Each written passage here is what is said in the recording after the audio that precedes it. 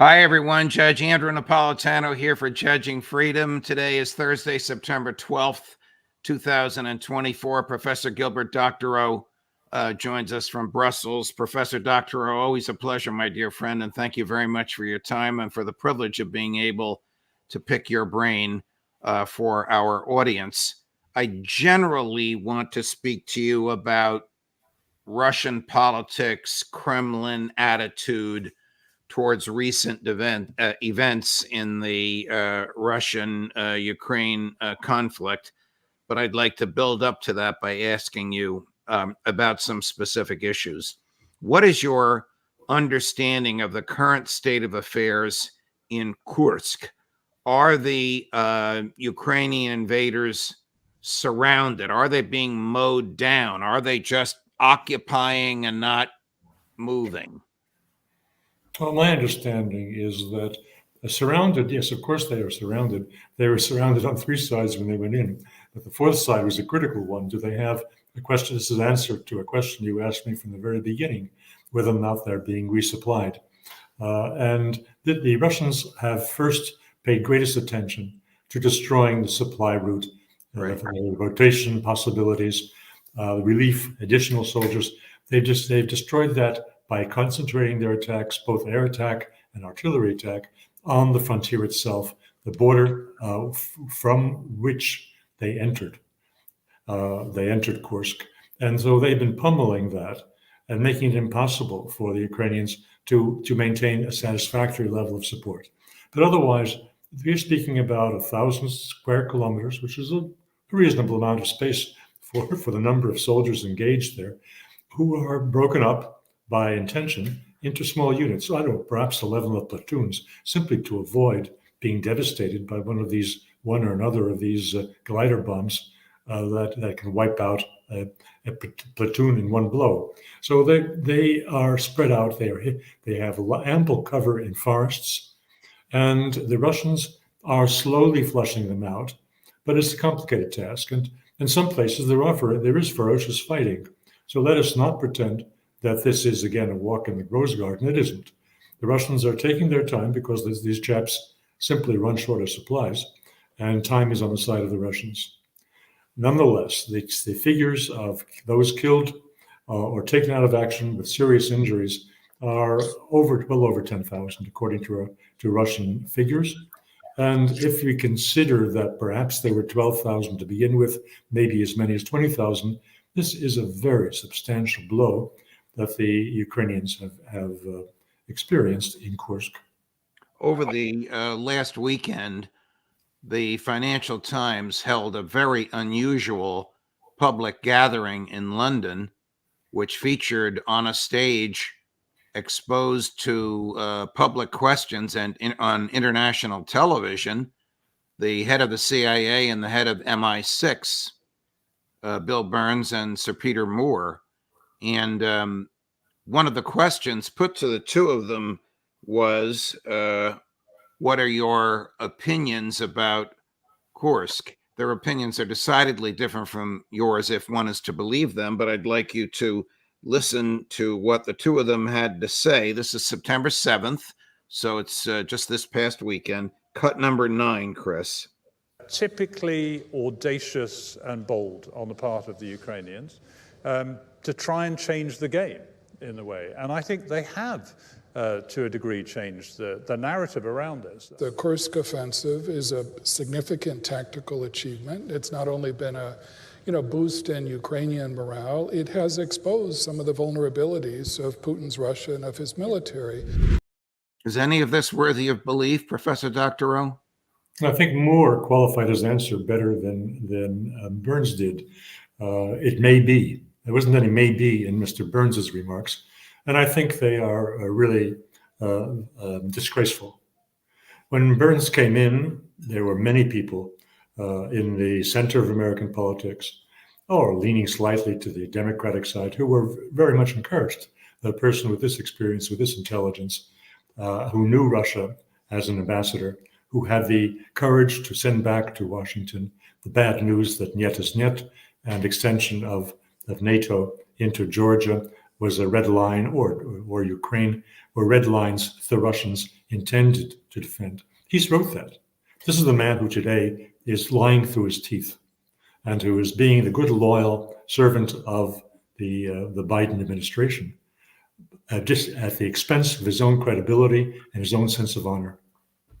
How about Sir Peter Moore? And actually, before you reply on the question on from Sir Peter, I don't know, is that the way to address him? But whatever, I respect this title.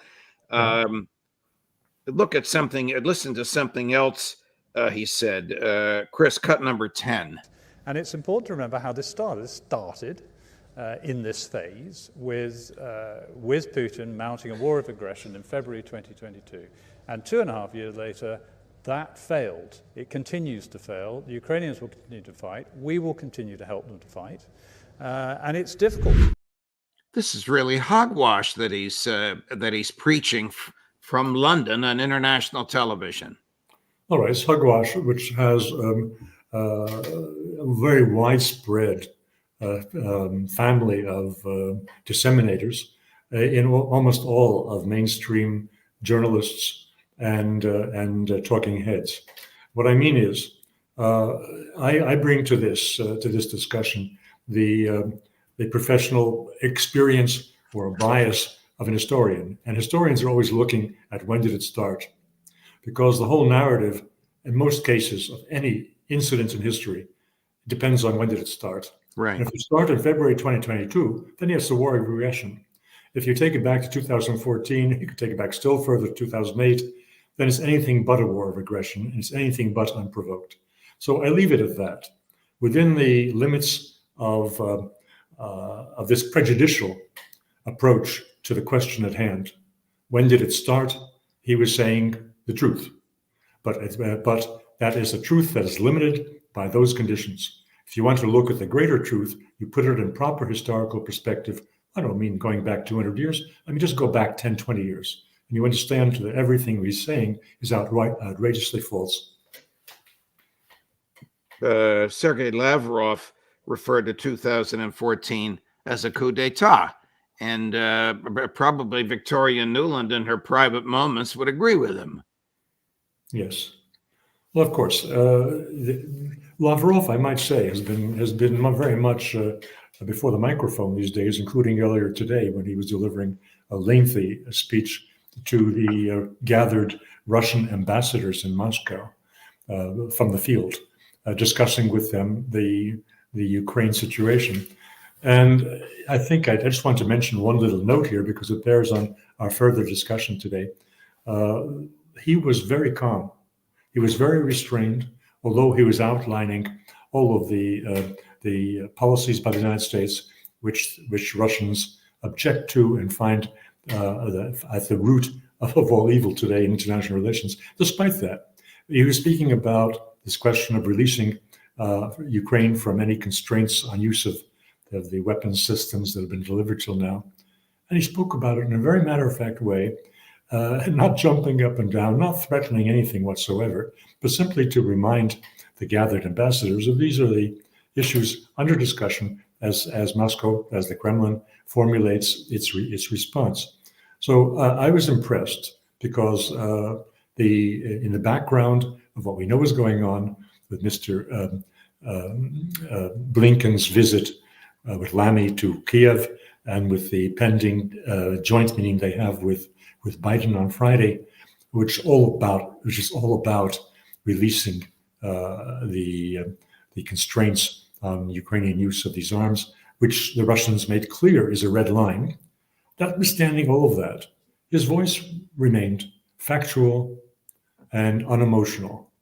Before we get to Secretary Blinken and Foreign Minister Lamy in Kyiv, we have a nice clip for you of Foreign Minister Lavrov from the speech, I believe, to which you're referring. Chris, cut number 2.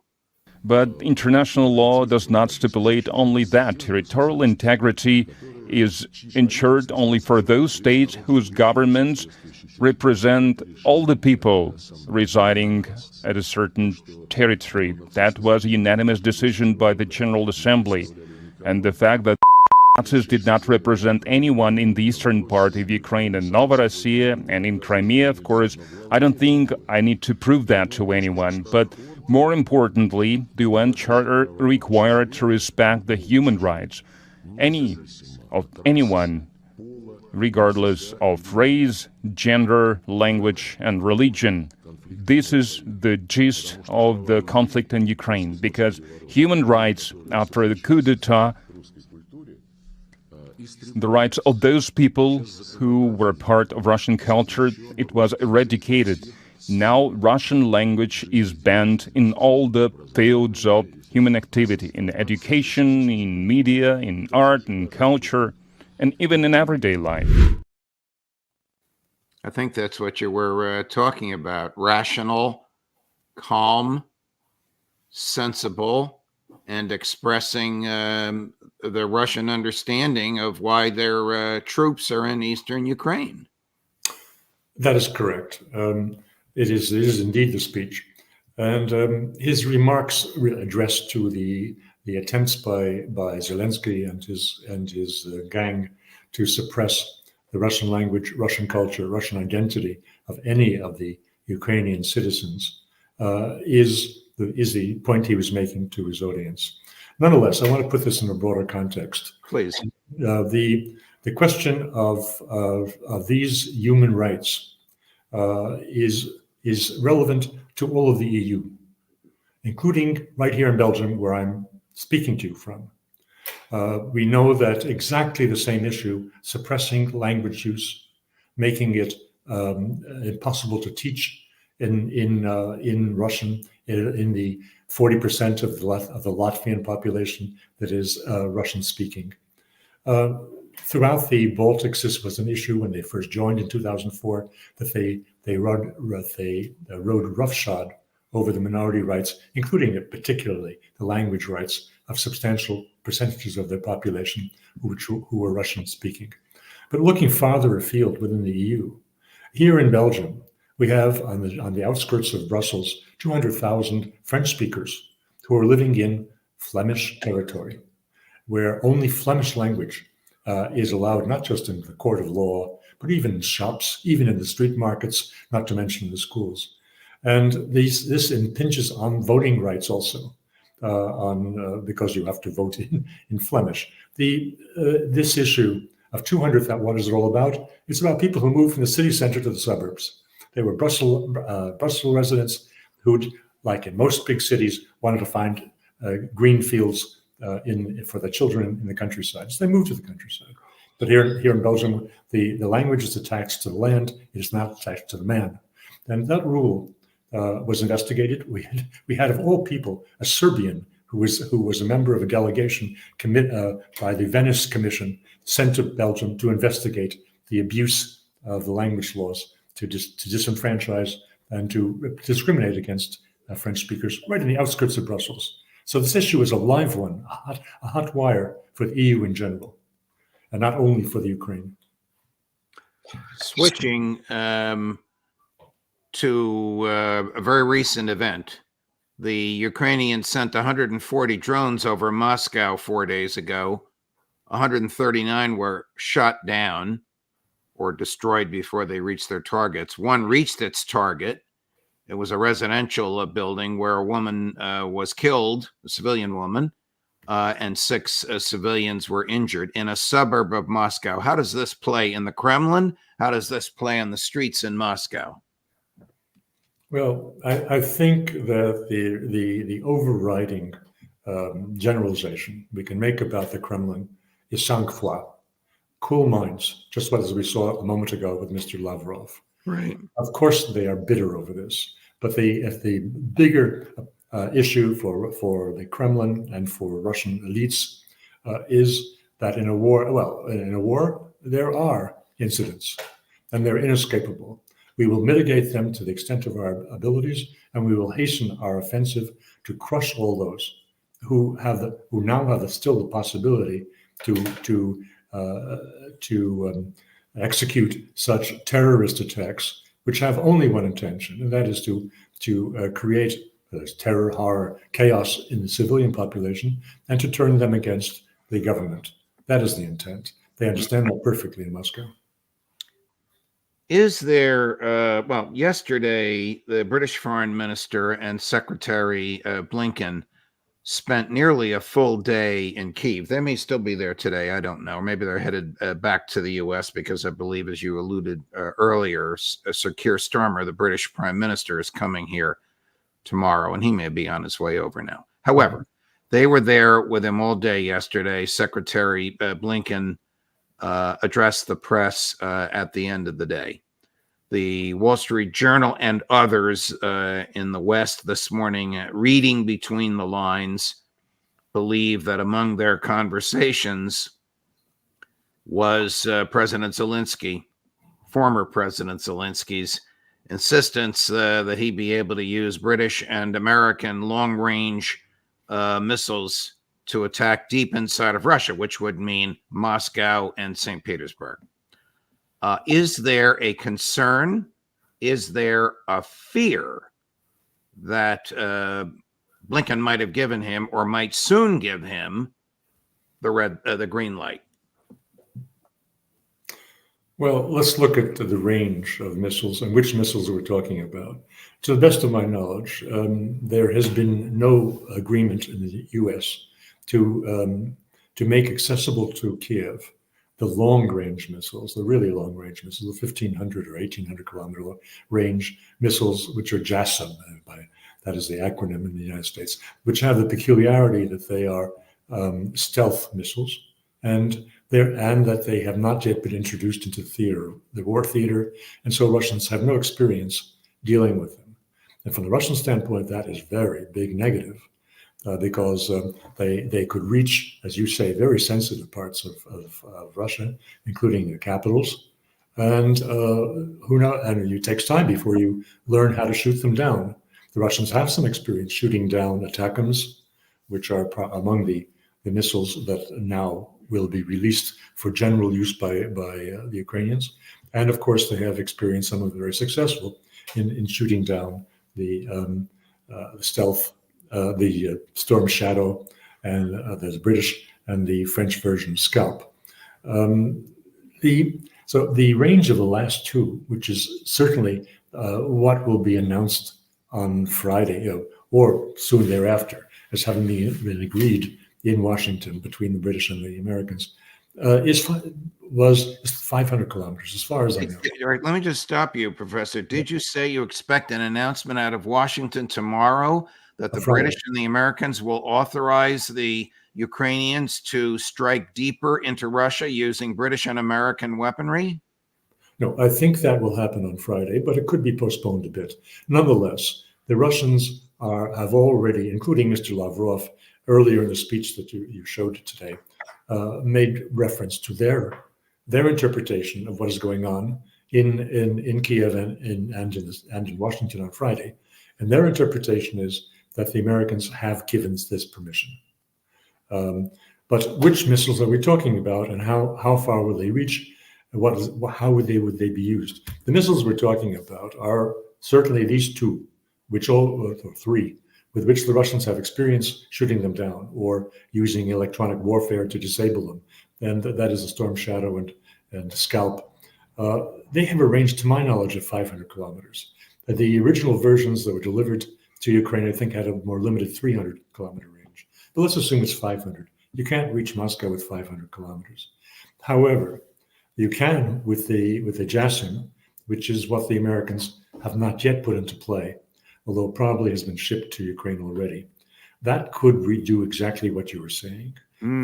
Touch the Moscow and anywhere and St. Petersburg. Yes, that is the case.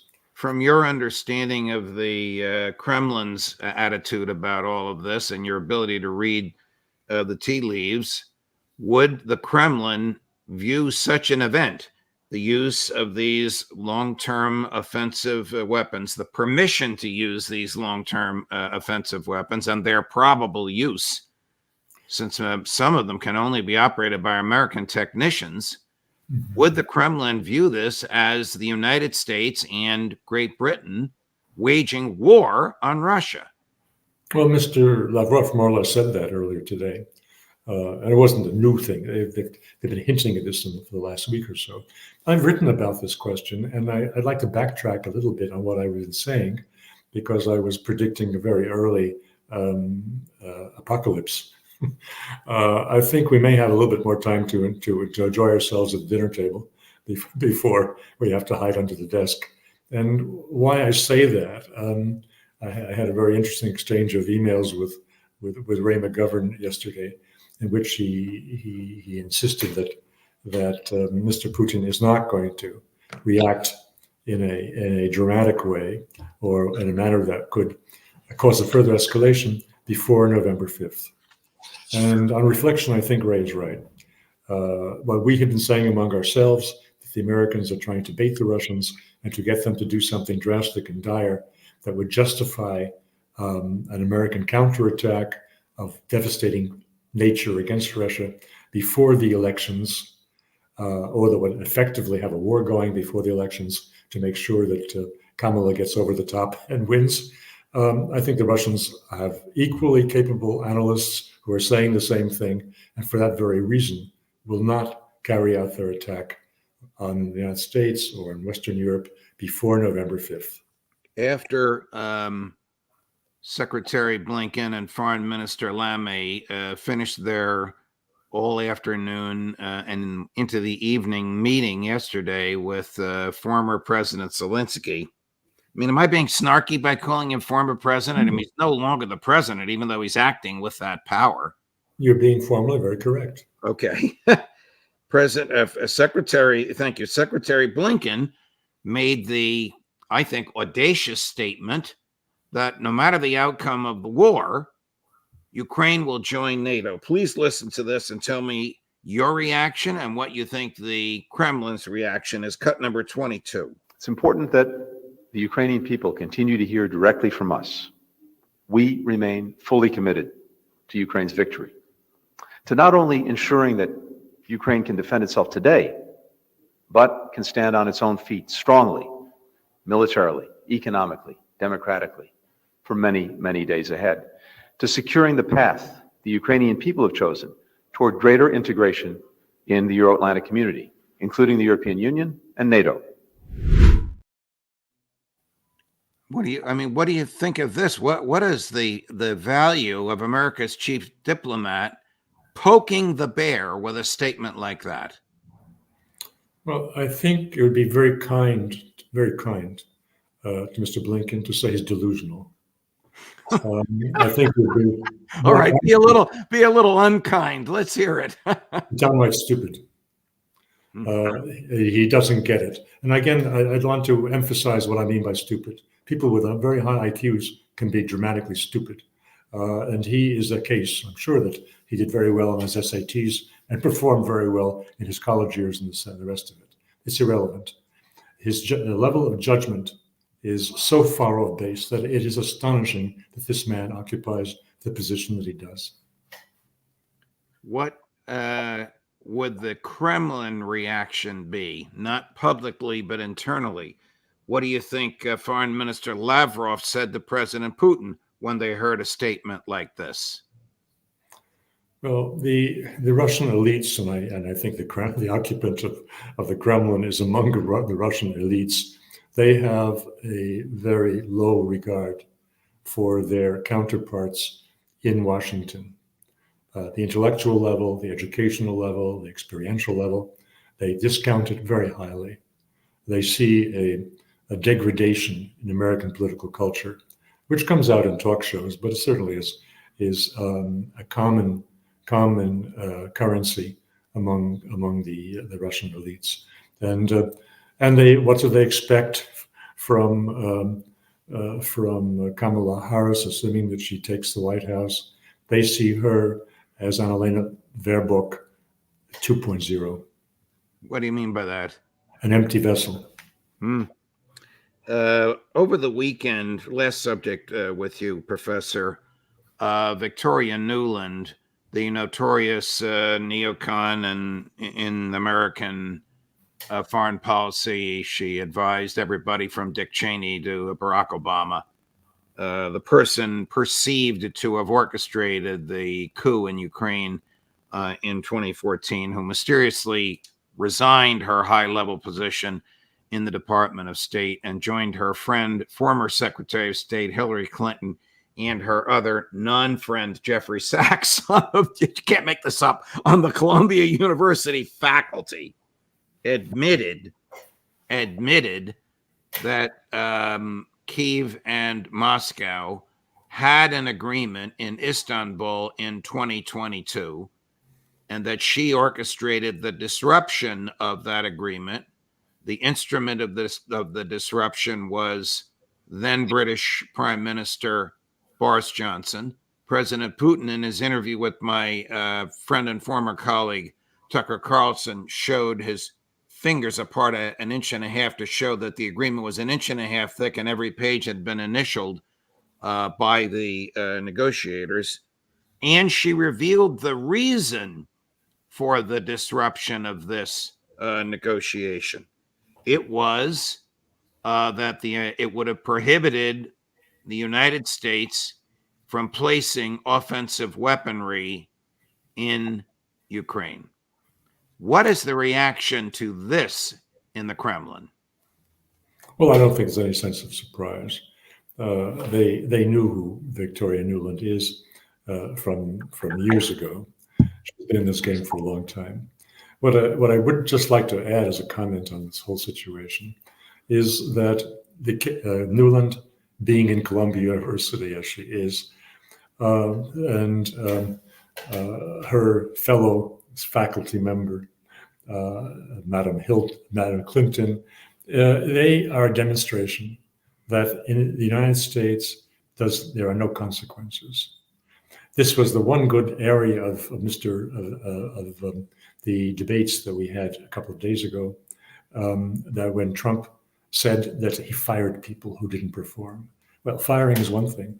The greater issue is that no one has been fired, no one has paid any consequences in the neocon camp that has dominated Washington for the last 30 years for the series of disasters that they engendered, that they supervised, and she is one of those people. She and her husband, who was the cheerleader for all the neocon programs from the start of the Iraq War, they never have paid a price. They never have been called to justice, and that is why we have this continuing disastrous foreign policy in the States. Nobody paid for their errors, which costs the lives of millions. In response to that, let me run a clip for you, which is Secretary Austin from 6 days ago, when a reporter asks him why the U.S. has not yet given the go-ahead for Ukraine to use long-range offensive weaponry reaching deep into Russia. Cut number 4, Chris. President Zelensky has repeatedly requested for these long-range attacks inside Russia. Even allies agree. So what is stopping the United States from giving the go-ahead? I don't believe what is stopping the United States. I don't believe one specific capability will be decisive, and you know, I stand by that comment. I think Ukraine has a pretty significant capability of its own to address targets that are well beyond the range of ATACMS or even Storm Shadow, for that matter. And as we look at the battlefield currently, we know that the Russians have actually moved their aircraft that are using the glide bombers beyond the range of ATACMS. So this is an interesting argument, but again, I think, you know, for the foreseeable future, we're going to make sure that we remain focused on helping them do those things that are enable them to be effective in defending their sovereign territory. In his youth, he was an accomplished dancer. I mean, that's not much of an answer, is it? No, I think I give him credit for a better response and more cynical, of course, response than I would have expected in my remarks on him 2 days ago. I'm very glad to have heard this. It's not just the Russians are saying what he was saying about the withdrawal of their aircraft beyond the reach of the offensive weapons now in the hands of Ukraine. However, the reason for this original position and the reason for the change in the position has nothing whatever to do with what he was saying in his answer. It has everything to do with the dramatic showing of the Russians both on the front line in Donbass in the last week or two, and still more, their achievement in Poltava and in still more in the other towns, in Lviv in particular, where they brought their missiles. In this case, it was a Kinjal directly through the American Patriot air defense system and 3 other European-provided defense systems, and they smashed up Lvov. They smashed up the train carrying all this equipment that just arrived from Poland.